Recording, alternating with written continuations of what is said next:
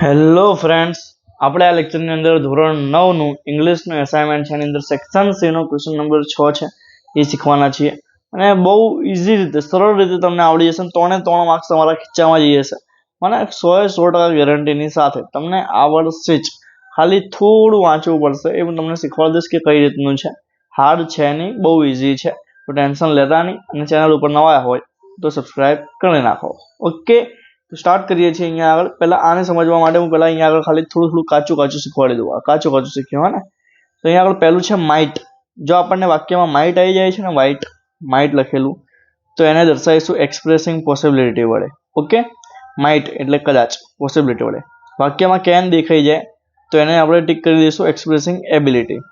પછી આપણે વાક્યનું ગુજરાતી કરીએ તો એવું આવે કે આમ કરવું જોઈએ. તો આમ કરવું જોઈએ ને ઇંગ્લિશમાં કહેવાય છે એક્સપ્રેસિંગ નેસેસિટી વડે આપણે દર્શાવીશું. પછી ચોથું છે કેટલીક વાર, બરાબર કે પુનરાવર્તન. કોઈક વસ્તુ વારંવાર થઈ રહી છે, એમ કે આપણે દરરોજ ખાવાનું ખાઈએ છીએ, દરરોજ ખાઈએ છીએ, પુનરાવર્તન થાય છે, માટે એના માટે આવશે ફ્રીક્વન્સી ઓફ એક્શન.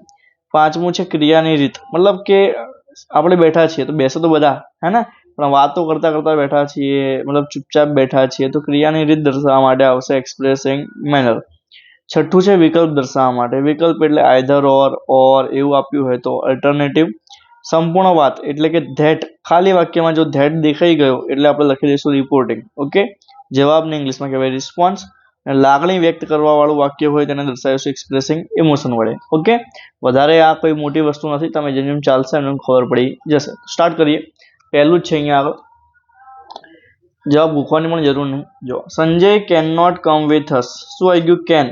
નોટ ભલે ને આવ્યો, આપણે અહીંયા જોવાનું છે કેન આવ્યો ને, તો કેન એટલે શું હતું? Expressing ability. આવી ગયું. જો પહેલામાં બી, હે ને, કેન આવી ગયું એટલે એબિલિટી.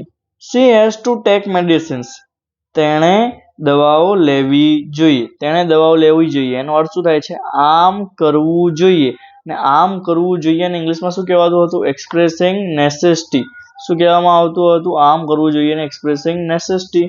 તો અહીંયા આગળ એ જ આવે છે. બીજામાં આવશે ડી, નેસેસિટી. ત્રીજું છે it might rain today. Okay, શું આવ્યું?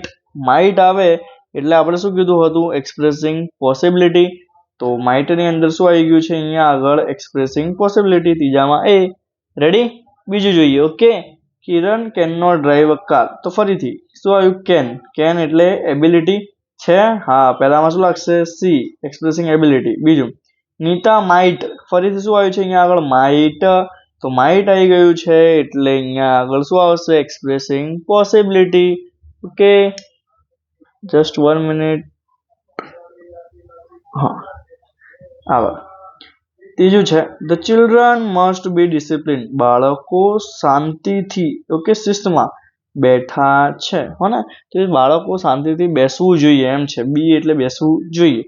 બેસવું જોઈએ એનો અર્થ થાય છે આમ કરવું જોઈએ.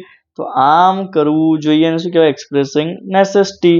તો અહીંયા આગળ એના માટે શું હશે? ત્રીજામાં એ, એક્સપ્રેસિંગ નેસેસિટી. રેડી? હવે ઉપર અહીંયા ત્રીજો પેરેગ્રાફને જોઈશું. શું આપ્યું છે? Sohan must tell the truth. સોહને સાચું બોલવું જ જોઈએ. તો ફરીથી સાચું બોલવું જોઈએ એટલે એનો અર્થ શું થાય છે? આમ કરવું જોઈએ. તો આમ કરવું જોઈએ એટલે શું હશે? Expressing necessity. બીજું Richa often goes for a walk. હવે આખા વાક્યમાં શું આવે છે? ઓફન. નવું કે રીચા ચાલવા માટે જાય છે. ઓફન એટલે કેટલીક વાર, કેટલીક વાર જાય છે એટલે શું થાય છે? પુનરાવર્તન, હે ને, કેટલીક વખત જાય છે. કેટલીક વાર હોય એટલે પુનરાવર્તન. એને શું દર્શાવવામાં આવશે? ફ્રીક્વન્સી ઓફ એક્શન, હે ને, કેટલીક વખત આ કામ થાય છે માટે આવશે ફ્રીક્વન્સી ઓફ એક્શન. ત્રીજું છે ટોમ ડાન્સ્ડ હેપીલી. ટોમ્સ એટલે કે ટોમ, ડાન્સ એટલે કે નાચી રહ્યો. તો નાચે ભાઈ બધા જ, હે ને, બધા નાચી રહ્યા છે. પણ શું કીધું છે? હેપીલી, ખુશ થઈને નાચી રહ્યો છે. તો આ શું છે? ક્રિયાની રીત, ક્રિયા કરવાની રીત. ભાઈ ક્રિયા તો થઈ રહી છે, નાચી રહ્યો, પણ એની રીત શું છે? કે ખુશીથી નાચી રહ્યો છે એટલે આવશે એક્સપ્રેસિંગ મેનર. તો ત્રીજામાં આવશે બી, એક્સપ્રેસિંગ મેનર. રેડી? ચોથું છે સ્નેહા ઓફન પ્લે ટેનિસ. ફરીથી વાક્યમાં શું આવ્યું? ઓફન એટલે કેટલીક વાર. તેને શેના વડે દર્શાવીશું? Frequency of action. બીજું છે Richa must tell the truth. રીચાએ સાચું બોલી દેવું જોઈએ. તેને આમ કરવું જોઈએ. તેના માટે શું આવશે? Expressing necessity. ત્રીજું છે ધ ચિલ્ડ્રન સેટ ક્વાઇટલી. બાળકો બેઠા હતા. બેસે બધા જ, પણ કેવી રીતે બેઠા હતા? ક્વાઇટલી, શાંતિથી બેઠા હતા માટે આવશે એક્સપ્રેસિંગ મેનર. પાંચમું છે you can have cake or biscuit. તમે કેક અથવા બિસ્કિટ લઈ શકો છો. તો અહીંયા શું આવ્યું? ઓર વિકલ્પ આપ્યો ને, યા તો કેક લો યા તો શું લો? બિસ્કિટ લો. તો વિકલ્પ આવે એટલે શું આવશે? Expressing alternative. અલ્ટરનેટિવને કહેવાય વિકલ્પ. યાદ રાખજો ને, expressing alternative. He said that he was fine. તેણે કહ્યું કે તે મજામાં હતો. આખું વાક્ય આવ્યું, એમાં શું આવી ગયું? ધેટ. મેં તમને હમણાં જ કીધું કે સંપૂર્ણ વાત એટલે કે કૌંસમાં શું લખ્યું છે? ધેટ. ધેટ આપ્યું હોય તો આપણે શું લખાઈશું? રિપોર્ટિંગ. ઓકે, તો અહીંયા ધેટ આવી ગયો, માટે આવશે reporting. How exciting this is. તે કેટલું મજાનું હશે. તે મજાનું હશે એ આપણા મનમાંથી શું નીકળી છે? લાગણી. તો લાગણીને કહેવામાં આવે ઇમોશન. તો એક્સપ્રેસિંગ ઇમોશન. છઠ્ઠું છે ઓફકોર્સ યુ કેન. ચોક્કસ તમે તે કરી શકો છો. તો આપણને કોઈએ પૂછ્યું કે હું આ કરી શકું, ત્યારે આપણે જવાબ આપીએ કે હા ભાઈ તું તે કરી શકે છે. એટલે આપણે જવાબ આપ્યો એટલે શું આવશે? રિસ્પોન્સ. પહેલામાં સી.